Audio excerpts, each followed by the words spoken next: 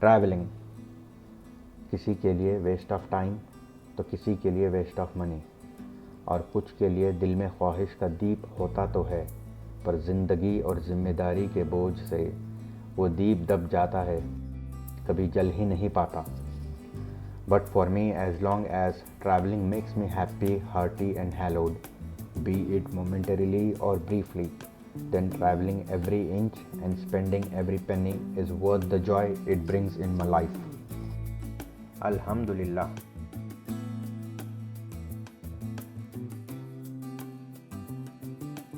अस्सलामुअलैकुम। बात से पहले सलाम और हर काम से पहले कलाम। बिस्मिल्लाह। तो चलिए आज का ये सफ़रनामा वहीं से शुरू करते हैं जहां पिछले एपिसोड में ख़त्म हुआ था, Anjaan well agro tourism resort. Do check out my previous episode of majestic Maharashtra monsoon drive.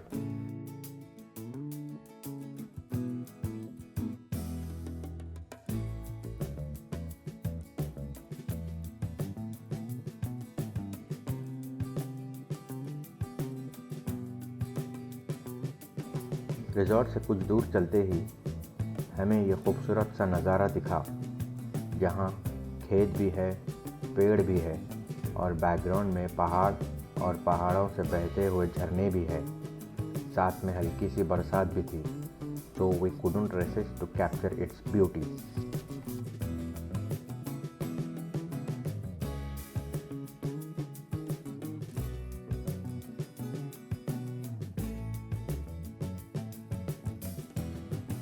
Now we are headed to our first sightseeing spot, Bindewadi Waterfalls.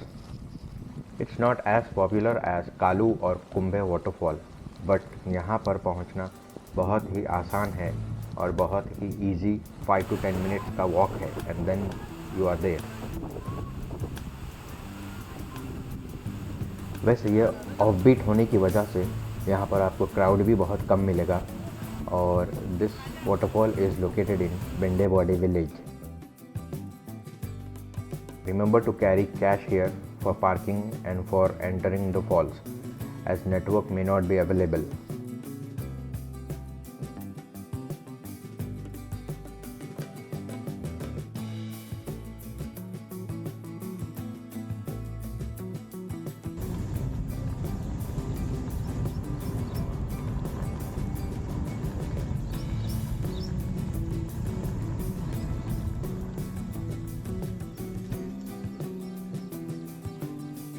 After this, we headed to Khamgaon bridge.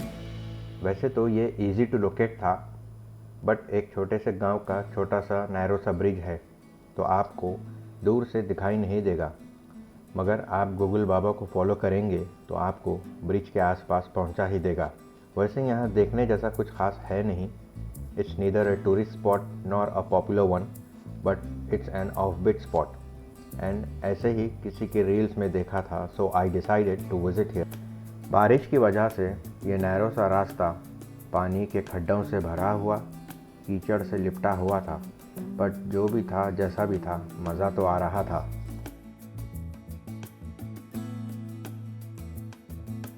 Let's enjoy the aerial footage of this छोटू सा village. जब नज़ारा ऊपर से देखा तो ये नीचे से बहता हुआ पानी और चारों ओर लश ग्रीनरी इसे खूबसूरत बना रहा था, और जो आम सा दिखने वाला ब्रिज था वो भी ख़ास ही लग रहा था।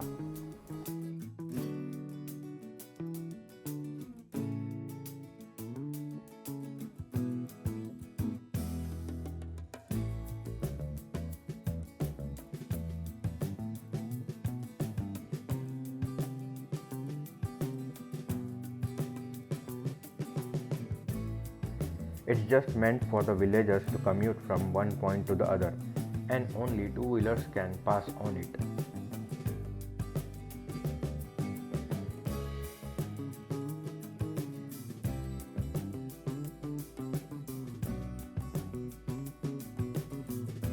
Now we are headed to our next spot, Nane Ghat, and on the way to Nane Ghat we found this hidden secluded spot. फिर क्या था, हमने अपनी कैंपिंग चेयर निकाली और इस सुकून वाली जगह का मज़ा लिया। मैं और शेरोज़ एक बिल्डिंग में रहते हुए भी कभी इतनी फुर्सत में नहीं बैठते।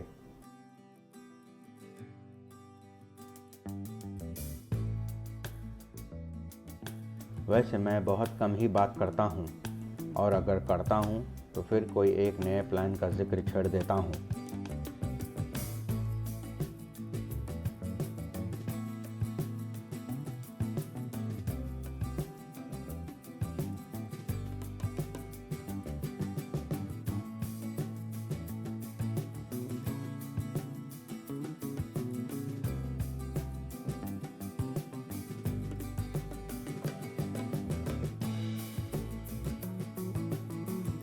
कैंपिंग चेयर का एक्सपीरियंस लेने के बाद हम आगे की ओर चल पड़े।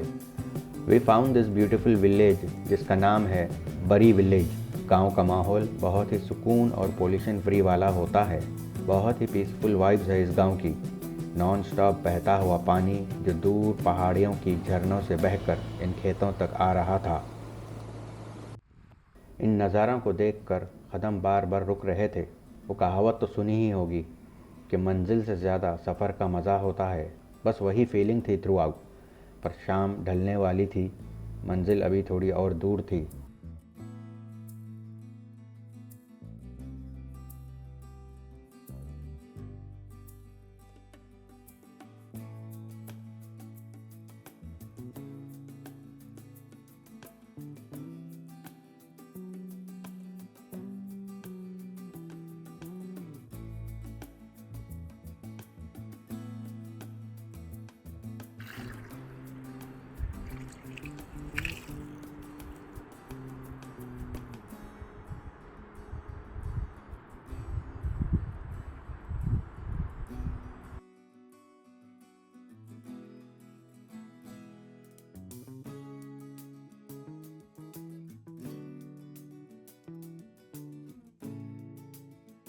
महाराष्ट्र में हो और वड़ा पाव नहीं खाया तो फिर क्या ही खाया।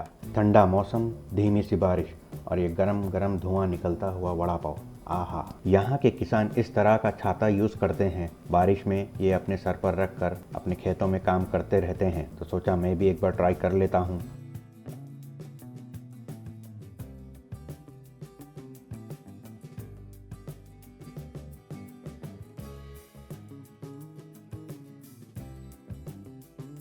Let me walk you through an aerial footage of this beautiful place. ये है वेस्टर्न घाट्स की beauty, surrounded by Sahyadri mountain ranges.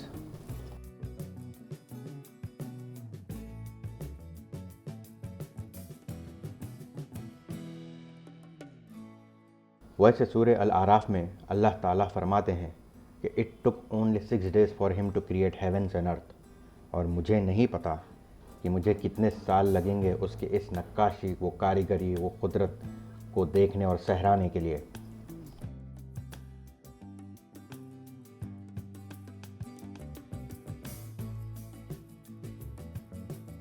I took a risk of flying a drone here.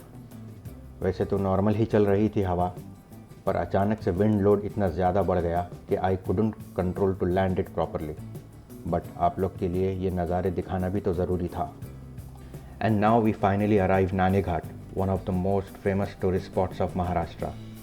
And the best time to visit is monsoons or post-monsoon. And as you know, I am a monsoon lover, so we visited here during monsoon to experience the most of it and the charm of the place. धुंध इतनी ज़्यादा थी कि लग नहीं रहा था कि 4 ही बज रहे हैं। मिस्ट का लेवल इतना थिक था कि करीब से आने वाली न गाड़ी, न रास्ता, न पेड़ दिखाई दे रहा था, unless it reaches to close proximity.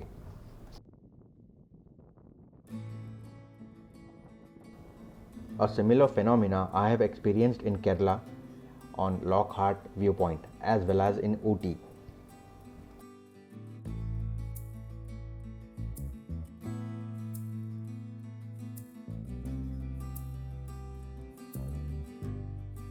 इस धुंध को देखकर अंदर से एक ही चीख आ रही है।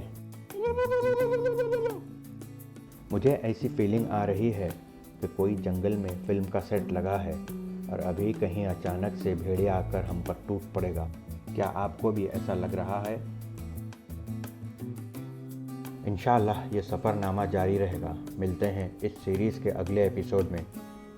तब तक के लिए अपना ख्याल रखें और हमें दुआओं में याद रखें।